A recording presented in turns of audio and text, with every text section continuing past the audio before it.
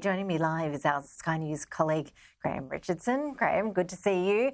Let's begin on our top story. What motivation do you think the Foreign Minister Penny Wong had for making those comments last night about the option of recognising a Palestinian state as a means of achieving a two-state solution? There's been a strong blowback from the opposition on this one today. Yeah, I'm not too surprised that there'd be a blowback on that. That's a big call. I'm not sure I agree with it either. So I think I'd take a neutral stance on it. Look, this is just such a complex issue.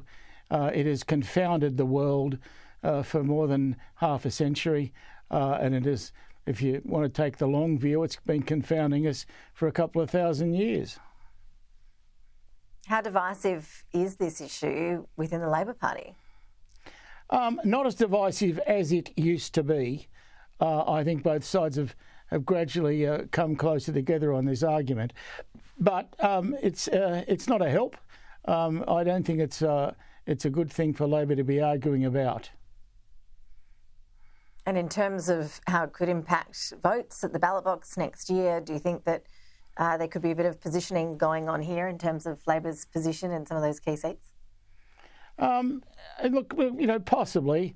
Although I think Albo's made it pretty clear where we stand on the Middle East, and there's no real difference between us and the Libs on this. So when the crunch comes, while there's going to be a lot of noise and smoke and all that sort of stuff, I don't think much changes.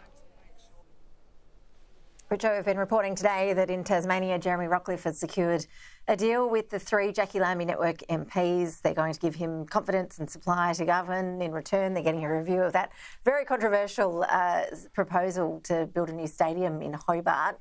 What do you make of the Jackie Lambie phenomenon that we really saw playing out in this state election? Well, I think increasingly Jackie Lambie goes towards the Libs. And so she looks less and less independent to me.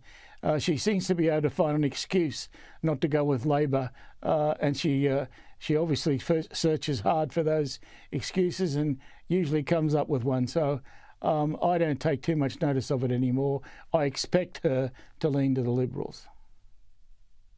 You've seen a lot of minor parties come and go, Richo, over the years. Have you noticed any particular themes in terms of which ones go the distance and which ones just end up disappearing without a trace?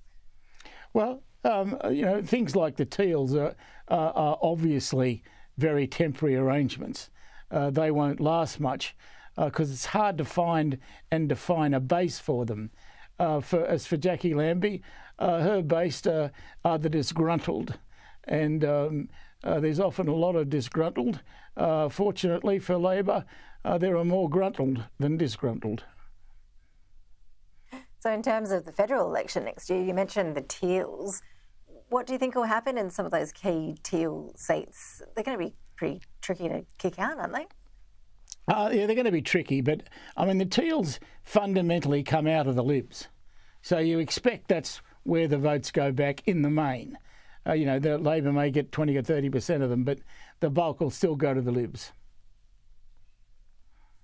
Do you think that we will see an even bigger crossbench after the federal election next year? Could minority governments be the way of the future in this country, do you think? Well, I mean, there will be a crossbench. How big is another matter. I mean, I'm always hoping it'll be small because I don't think it's good for democracy. I rather see the dog wagging its tail rather than the opposite way around. And that's what happens when you get alliances with minor parties. Graham Richardson, always appreciate your insights. Thanks for joining us. Good on you. Thank you.